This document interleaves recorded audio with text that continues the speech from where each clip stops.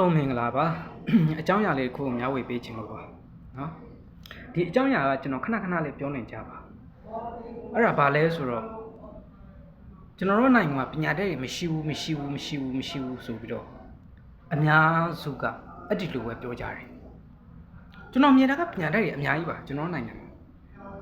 ကဘာပေါ်မှာအကောင့်တကအကောင့်ဆုံးဆိုတဲ့ကျောင်းတွေမှာပညာသင်ပြီးတော့မှဟာလားဘွေးရတဲ့လူတွေတက်မြောက်တဲ့လူတွေတက်ကျွမ်းတဲ့လူတွေတကယ်အများကြီးပါပညာတတ်တွေကမရှားပါဘူးပညာတတ်တွေမရှားပါဘူးပညာမတက်လို့တိုင်းပြည်ကခွေးလို့နွားလို့ဖြစ်သွားတာလေမဟုတ်ဘူးဒါဆိုဘာကြောင့်လဲဆိုရင်နံပါတ်1စိတ်ဓာတ်မကောင်းလို့အဲ့တော့တိုင်းပြည်ကိုစိတ်ဓာတ်နဲ့တည်ဆောက်ရမယ်နော်အဲ့တော့တိုင်းပြည်တစ်ခုနိုင်ငံတစ်ခုကိုဥဆောင်တဲ့သူကနံပါတ်1နော်ပညာတက်တာမတက်တာခဏအပါတာနံပါတ်1ဘာရှိဖို့လို့လဲဆိုရင်စိတ်ကောင်းစိတ်နာကောင်းရှိဖို့လို့တယ်စိတ်သက်ကောင်းမှုဖို့လို့တယ်စိတ်သက်ကောင်းမှုလဲဆိုတာဘာကိုခေါ်ပါတယ်လဲနော်အများအတွက်နော်အများသူငါအတွက်ဆိုရက်နော်လူတည်မှန်ဖို့လူတည်မှန်လဲလူနော်လူတည်မှန်ဖို့လို့တယ်နံပါတ်1ကအများအတွက်နော်ပြည်သူအတွက်နော်အခုအဲ့လိုမဟုတ်ဘူးဒါငါသမီးအတွက်ဒါငါသားအတွက်ဒါကနော်ငါမိသားစုအတွက်ဒါငါအကိုအတွက်ဒါငါညီအတွက်ဒါငါအတွက်ဒီလိုမျိုးလူတည်မမှန်တဲ့လူတွေရဲ့လက်ထက်မှာတိုင်းပြည်ကရှိနေသူရဲ့ဟလာခွေးလွန်သွားလို့ဖြစ်ဦးမှာပဲအဲ့တော့လူရင်းကိုပြောရင်ပညာမတက်လို့တိုင်းပြည်ကဆင်းရဲတာမဟုတ်ပညာမတက်လို့မချမ်းသာတာလည်းမဟုတ်ဘူးနော်စိတ်ဓာတ်တွေမကောင်းလို့နော်အချိုးတွေမပြေလို့စာရိတ္တတွေပြပြလို့တိုင်းပြည်ကခွေးလွန်သွားလို့နော်ပြက်စီးမြောင်းထဲရောက်နေတာနော်အဲ့တော့ကျွန်တော်တို့လည်းပဲနော်မိမိကိုယ်မိမိစဉ်းစားရမယ်ငါတို့စီမှာငါစီမှာအထက်တန်းကြတဲ့နော်အပြုတ်မှုအပြော့ဆိုရောနော်စိတ်တွေရမှာဘလောက်များရှိတယ်လဲပေါ့နော်ကိုယ့်ကိုပြန်စဉ်းစားကိုယ့်ကိုပြန်မင်းခွန်းထုတ်နော်အခုကိုယ့်ကိုကြတော့တခါမှမစဉ်းစားဘူးမသုံးသဲဘူးသူများဟိုကြီးပဲလက်ညှိုးထိုးတယ်နော်အဲ့တော့တိုင်းပြည်တစ်ခုနိုင်ငံတစ်ခုမဖွံ့ဖြိုးတာမတိုးတက်တာမကြီးပွားတာဆိုတာဟာကနော်ဥဆောင်တဲ့လူတွေရဲ့လက်ထဲမှာအဓိကအဲ့ဥဆောင်တဲ့လူတွေကစိတ်ကောင်းစေတနာကောင်းမရှိတဲ့လူတွေဆိုရင်မင်းတိုင်းပြည်ကနော်သူကသူဘလောက်ဘာကောင်းကြီးပဲဖြစ်နေနော်ခွေးလွန်သွားလို့ဖြစ်မှာတေချာပဲအခုကျွန်တော်တို့နိုင်ငံတက်ပဲနော်အဲ့တော့နိုင်ဒီကျွန်တော်ခုနလိုပြောတဲ့ဒီအကောင့်တကဘာမှာအကောင့်တကအကောင်းဆုံးဆိုတဲ့အကြောင်းတွေမှာပညာသင်ပြီးတော့မှတက်ကျွမ်းလာတဲ့လူဘိုးရပညာတတ်တွေတကယ်အများကြီးနော်အတတ်ပညာရောအသိပညာရောအတတ်ပညာရောအသိပညာနှစ်ခုစလုံးရောနော်တက်မြောက်သိရှိနားလေတက်ကျွမ်းတဲ့တွေအများကြီးအဲ့တော့စိတ်ဓာတ်တွေမကောင်းတဲ့အခါမှာအဲ့ဒီလိုပညာရဲတွေတက်ထားရင်လည်းပဲကိုတက်ထားတဲ့ပညာရေးကိုအသုံးချပြီးတော့မှကိုကျိုးအတွက်ပဲရှာတယ်အဲ့တော့သူတက်ထားတဲ့ပညာရေးကသူ့အတွက်ပဲအကျိုးရှိတယ်သူများအတွက်ကအစိတ်တောက်ပဲဒီပညာရေးကဘာကြောင့်လဲသူကိုကျိုးအတွက်ပဲလေသူရရင်ပြီးရောသူများထိခိုက်လားမထိခိုက်လားနေနာလားဆိုရှုံသွားတာရှိလားဟလာသူများတွေဘာဖြစ်သွားလဲဘာတစ်ခုမှကိုမကြည့်တော့တာမစင်စားတော့တာမမြင်တော့တာနော်မကြားချင်ဘူးမမြင်ချင်ဘူးနော်ကိုရရင်ပြီးကိုအဆင်ပြေပြီးကိုစားရရင်ပြီးနော်အဲ့တော့အဲ့ဒီလိုမျိုးမကောင်းတဲ့စိတ်နဲ့စိတ်ဓာတ်တွေရှိနေတဲ့များကာလပတ်လုံးကျွန်တော်ရဲ့တိုင်းပြည်ကနော်ခွေးလုံသွားလို့ဖြစ်ဥမှာပဲအဲ့တော့အကောင့်တကအကောင့်ဆုံးကျောင်းတွေမှာပညာသင်ပြီးတော့မှတက်ကျွမ်းလာတဲ့သူကမင်းပညာမတက်ဘူးလို့ပြောမလားနော်အဲ့ဒီလူကပညာမတက်ဘူးလားပညာကတက်တယ်နော်သူ့ရဲ့လူတည်အထက်က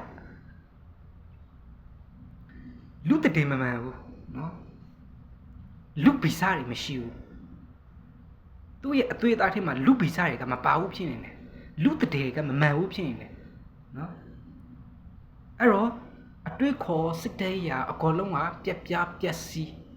သုံးစားလို့မရဘူးအဲ့တော့ကျွန်တော်တို့ရဲ့နိုင်ငံမှာပေါ့တိုင်းပြည်တစ်ခုကိုပညာနဲ့တည်ဆောက်ရမယ်ဆိုတဲ့ဟာကဒုတိယအချက်နံပါတ်1ကစိတ်ဓာတ်နဲ့တည်ဆောက်ရမယ်နော်ဘာစိတ်ဓာတ်လဲငါတို့နိုင်ငံဖွံ့ဖြိုးရမယ်တိုးတက်ရမယ်နော်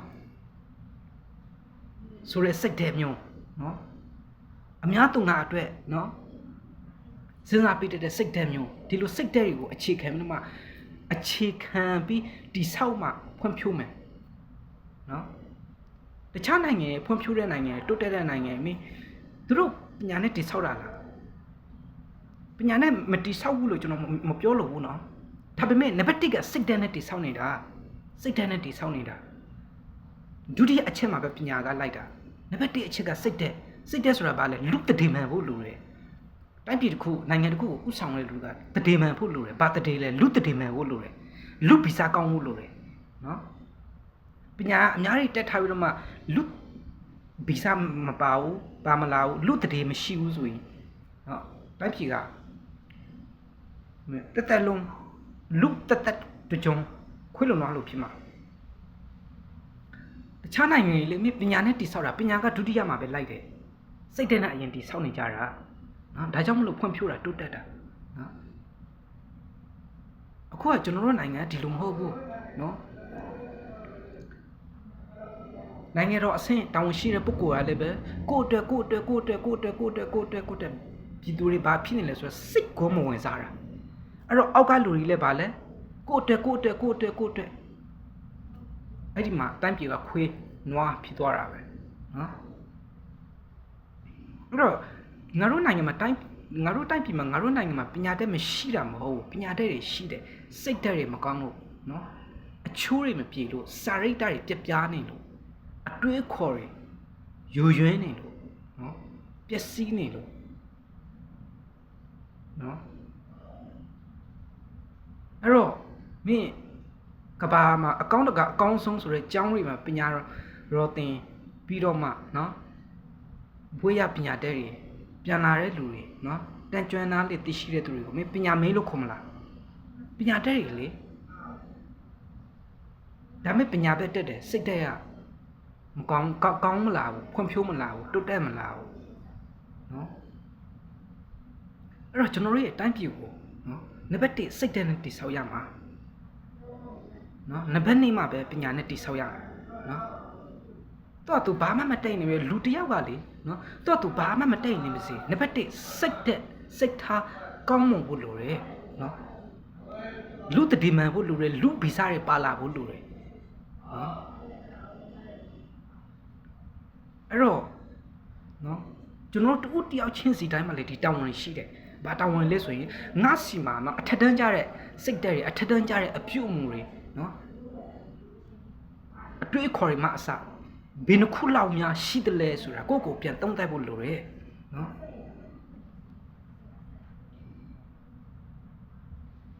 အဲ့တော့နော်ပညာတတ်တွေမရှိတာမဟုတ်ဘူးစိတ်ဓာတ်တွေမကောင်းကြလို့နော်စိတ်ဓာတ်တွေမကောင်းလို့တန်းပြည်ကိုဥဆောင်တဲ့လူတွေရဲ့စိတ်ဓာတ်ရလေနော်မကောင်းလို့လေတိုင်းပြည်ကခွေးလုံသွားလို့ဖြစ်နေတာနော်ပြည်သူတွေကလည်းစိတ်ဓာတ်တွေအကျင့်စာရိတ္တတွေအကောလုံးကပြက်ပြားနေတယ်ဒီအရာတွေကိုနံပါတ်1ပြုပြင်ဖို့လိုတယ်ကျွန်တော်တို့က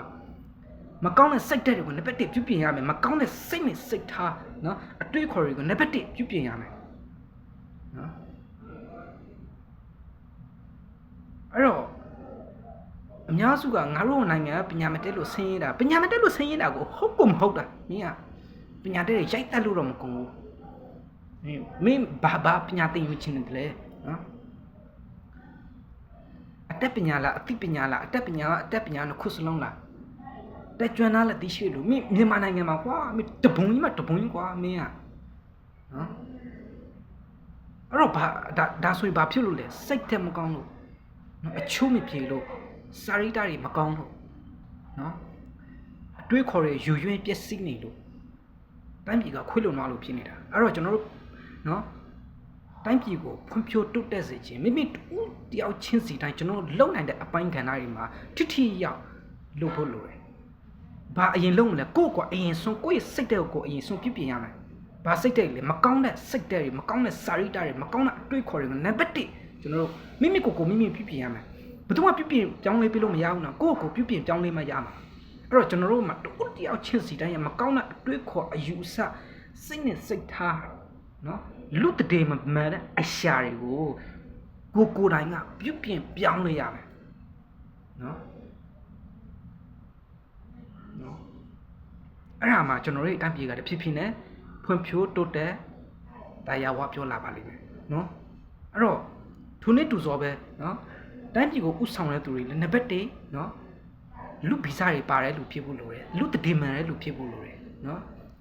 စိတ်တက်ကောင်းတဲ့စိတ်ကောင်းစေတာကောရှိတဲ့သူဖြစ်ဖို့နံပါတ်1အရေးကြီးတယ်